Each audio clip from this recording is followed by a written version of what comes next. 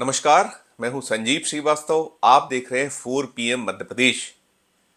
मध्य प्रदेश में किस दल की सरकार बनेगी और कौन दल हार का सामना करेंगे, इसका फैसला कुछ घंटों बाद हो जाने वाला है। मध्य प्रदेश, छत्तीसगढ़, राजस्थान और तेलंगाना में कल 3 दिसंबर को वोटों की गिनती होना है। वोटों की गिनती मिजोरम में भी 3 दिसंबर को ही होना था, लेकिन मिजोरम से उठी मांग के बाद चुनाव आयोग ने वहां की गणना का दिन बदलकर बढ़ा दिया है। अब मिजोरम में 3 की जगह 4 दिसंबर को वोट गिने जाएंगे। यदि सबसे ज्यादा निगाह किसी राज्य पर है तो वो मध्य प्रदेश। मध्य प्रदेश, राजस्थान और छत्तीसगढ़, ये तीनों ही राज्य भारतीय जनता पार्टी के लिए नाक का सवाल बने हुए हैं। पूरे चुनाव प्रचार में भरपूर ताकत बीजेपी ने इन राज्यों में झोंकी। शुरुआत जब चुनाव प्रचार की हुई थी और उसके पहले जो ओपिनियन पोल आए थे या जो खुद पार्टियों के अपने आकलन थे, सर्वे थे, वो ये बतला रहे थे कि इन राज्यों में भारतीय जनता पार्टी की हालत बेहतर नहीं है। 2018 में भी ये तीनों राज्य बीजेपी हार गई थी, लेकिन मध्य प्रदेश में ज्योतिरादित्य सिंधिया और उनके समर्थक विधायकों की बगावत के बाद मध्य प्रदेश में बीजेपी सत्ता में लौट आई थी।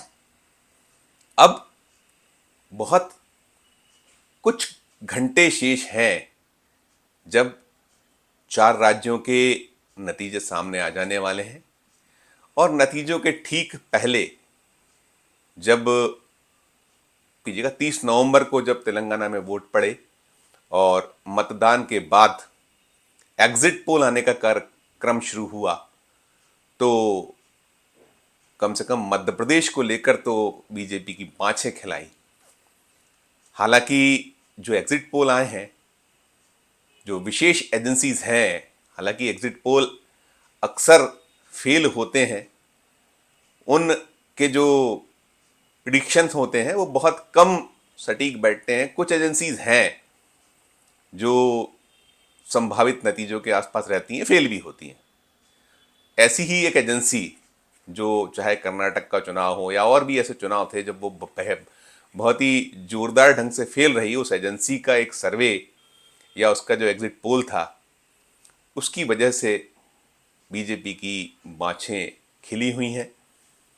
उस एजेंसी के सर्वे में निकल कर आया है कि मध्य प्रदेश में बीजेपी जबरदस्त तरीके से सत्ता में आ रही है। 140 से 162 तक सीटें देने की संभावनाएं, अनुमान उस एग्जिट पोल का है।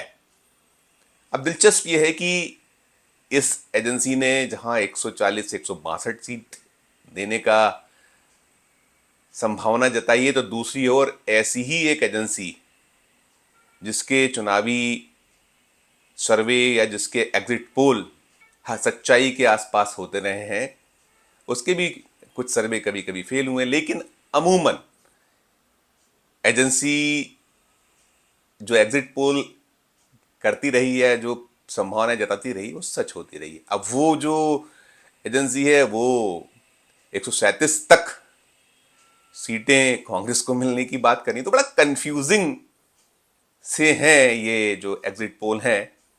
कुछ और भी एजेंसीज हैं जिन्होंने जो सर्वे की हैं, वो उसमें कुछ सर्वे वो 150 प्लस तक की सीटें बीजेपी को दे रहे हैं, तो कुछ अन्य जो एजेंसीज हैं उनके एग्जिट पोल कांग्रेस को सत्ता तक पहुंचाने, कुछ जगहों पर नेक एंड नेक फाइट बताई जा रही है। कुछ 2018 के से हालात होने की संभावनाएं भी कतिपय एग्जिट पोल में जताई गई हैं। तो कुल मिलाकर बड़ी असमंजस भरी स्थिति, बहुत ही कंफ्यूज करने वाली स्थिति एग्जिट पोल के बाद मध्य प्रदेश में खासकर बनी है। देश के अन्य राज्य भी हैं जहां पर थोड़ा सा विश्वास लोग कम कर रहे हैं, क्योंकि जो धरातल पर होता है जो मौके पर होता है वो ज़्यादा अच्छे से नाप पाता है कि वोटर का मूड क्या है। हालांकि वोटर बहुत सयाना है, वो बहुत खुलकर चीज़ों को नहीं बताता, नहीं बोलता है, वो करता कुछ है बताता कुछ है, ऐसे भी हालात होते हैं और शायद इसी वजह से सारे प्रिडिक्शंस फेल होते हैं। ये तो थी एग्जिट पोल की बात। लेकिन एग्जिट पोल के साथ साथ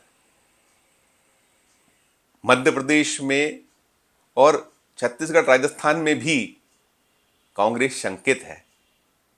उसे लग रहा है कि जो बीजेपी का सत्ता पाने के लिए किसी भी हद तक चले जाने का सिलसिला पिछले कुछ समय से रहा है, कहीं वो फिर इन राज्यों में ना दोहरा दिया जाए। और कुछ पुराने उदाहरण हैं, यदि हम, जैसे मैंने शुरुआत में कहा कि 2018 में कांग्रेस ने मध्य प्रदेश में सरकार बनाई थी और उस सरकार को ऑपरेशन लोटस के माध्यम से गिरा दिया गया था। बड़े आरोप लगे थे कि बहुत बड़ी राशि देकर विधायकों को खरीदा गया, 35-35 करोड़ रुपए तक देने के आरोप कांग्रेस ने लगाए थे। बीजेपी ने उसे नकारा था। लेकिन आग या धुआं यूं ही नहीं होता, कहीं ना कहीं कुछ होता है, तब चीजें होती हैं। और सबने देखा कि किस तरीके से लोगों ने पाले पलटे बदले, मंत्री बने।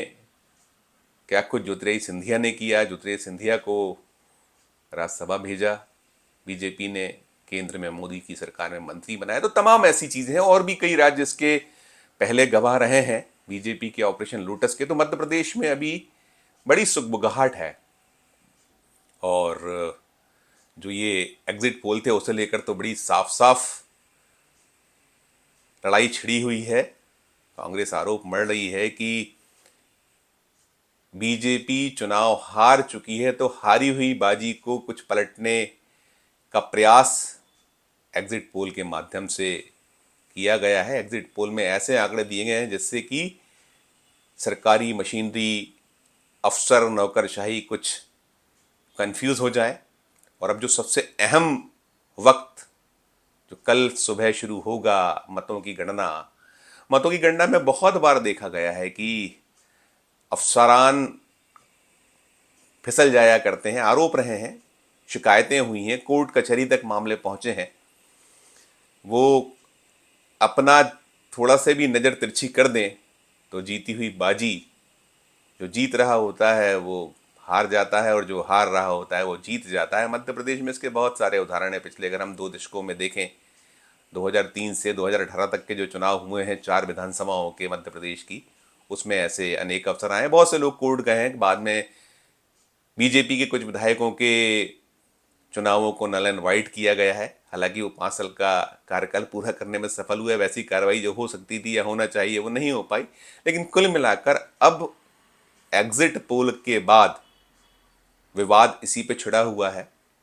और ना केवल मध्य प्रदेश बल्कि छत्तीसगढ़, राजस्थान से भी बाड़े बंदी की खबरें आ रही हैं। कांग्रेस अपने विधायकों को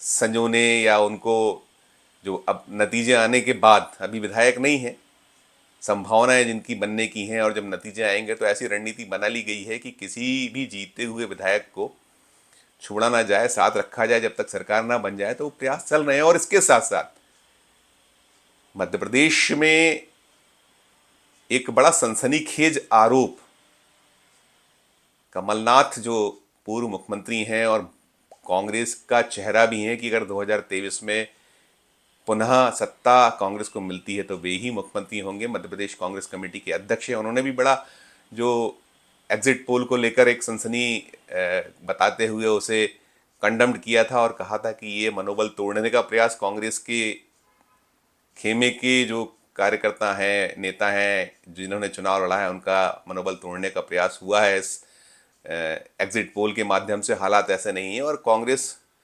भरपूर तरीके से जीत कर आने वाली है, क्लियर कट मेजॉरिटी उसे मिलने वाली है। तो एक तो कमलनाथ का दावा था और दूसरा कमलनाथ के दाहिने हाथ, उनके काबीना में मंत्री रहे मध्य प्रदेश कांग्रेस के वरिष्ठ नेता, अनुसूचित जाति वर्ग से आने वाले नेता सज्जन वर्मा ने बहुत ही सनसनीखेज आरोप लगाया है।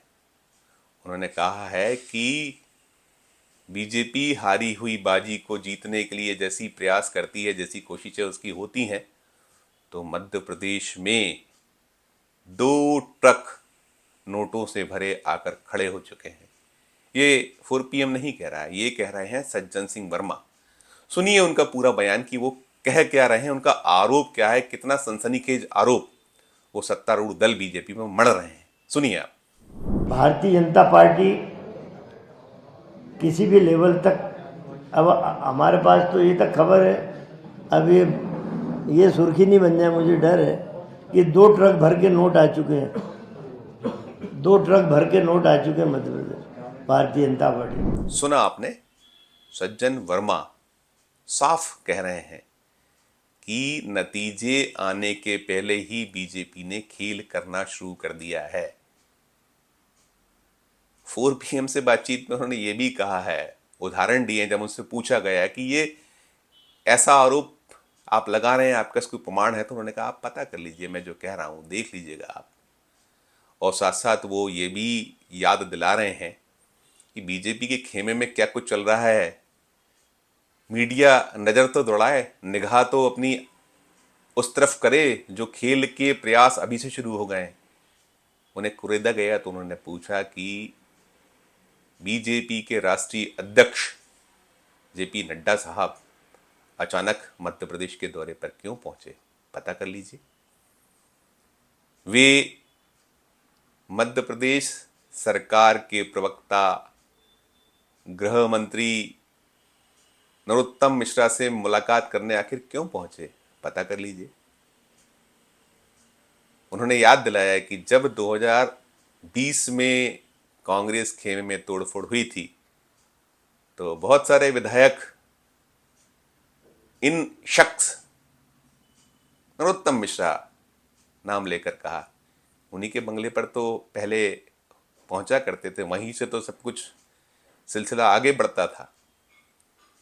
कैसे सब हो रहा था नरोत्तम मिश्रा के पास। और फिर उन्होंने ये भी याद दिलाया कि JP नड्डा से मुलाकात के लिए मुख्यमंत्री जी को गद्दार नेता ज्योतिरादित्य सिंधिया को मिलने जाने की जरूरत क्यों पड़ी, किस लिए पड़ी। ये सज्जन सिंह वर्मा कह रहे हैं, वो आशंका जता रहे हैं। अब मध्य प्रदेश में बहुत कुछ चल तो रहा है, ये सही है। मध्य प्रदेश में जो बागी होकर चुनाव लड़े हैं, चाहे वो कांग्रेस के हों, चाहे बीजेपी के हों, अन्य दलों के हों, निर्दलीय तौर पर हों, एक शुरुआत तो है। अभी नतीजे नहीं आए और जिनकी जीतने की संभावना है तो उनसे मेल मुलाकातों का सिलसिला तो खबर बन रहा है, सुर्खियां बन रहा है, सूचनाएं आ रही हैं। किस लिए अभी से ये सब हो रहा है? ऑपरेशन लोटस तो बाद में हुआ करता था, पहले सरकार तो बन जाए या स्थिति स्पष्ट तो हो जाए। लेकिन मध्य प्रदेश में कहीं ना कहीं भले ही एग्जिट पोल ने ये प्रिडिक्शन दिए हैं कि बीजेपी 140 से 162 तक पहुंच सकती है, लेकिन इस प्रिडिक्शन से उलट, और सबसे दिलचस्प यह है कि भले ही बीजेपी के नेताओं ने, खासकर मुख्यमंत्री जी ने भी ये कहा है कि मैं तो पहले ही कहता था कि हम सरकार में लौट रहे हैं, लेकिन मैं नंबरों की बात इसलिए थोड़ा सा बचकर करता था कि ये कहीं लोग इसको ये ना समझें कि अतिशोक्ति वाली बात हो रही है। उन्होंने गिनाया है कि लाडली बहना योजना चली है, लाडली लक्ष्मी योजना चली है, उनके कामों को लोगों ने भरपूर सराहा है, जो उनकी बेनिफिशियरी स्कीम रही है, सरकार के काम रहे हैं, काज रहे हैं। तो अब ऐसे दावे हो रहे हैं, लेकिन दूसरी ओर खेमे में थोड़ी सी ये जो दूसरे तरीके की कवायद सवाल तो खड़े कर रही है और कांग्रेस आरोप लगा रही है, तो जवाब तो खैर कांग्रेस को ही देना है। बीजेपी ने सज्जन वर्मा के आरोप, बयान सबको सिरे से खारिज किया। उन्होंने कहा है कि अब सत्ता तो आ नहीं रही कांग्रेस के हाथों में, जा रहे हैं कमलनाथ, जा रही है कांग्रेस, फजीहत होने वाली है तो उल जुलूल अनर्गल आरोप लगाए जा रहे हैं। तो फिलहाल आरोप और प्रत्यारोप का दौर अब तेज है। चंद घंटे हैं जब सामने आ जाएगा कि कौन हुआ सरताज और कौन हुआ बेताज। आज के इस वीडियो में इतना ही। हमारा मध्य प्रदेश का ये चैनल नया है, इसे लाइक कीजिए, इसे सब्सक्राइब कीजिए, हमारे इस वीडियो को अधिक से अधिक लोगों से शेयर कीजिए और देखते रहिए 4 PM Madhya Pradesh, 4 PM national और 4 PM हमारे अन्य राज्यों के चैनलों को। धन्यवाद, नमस्कार।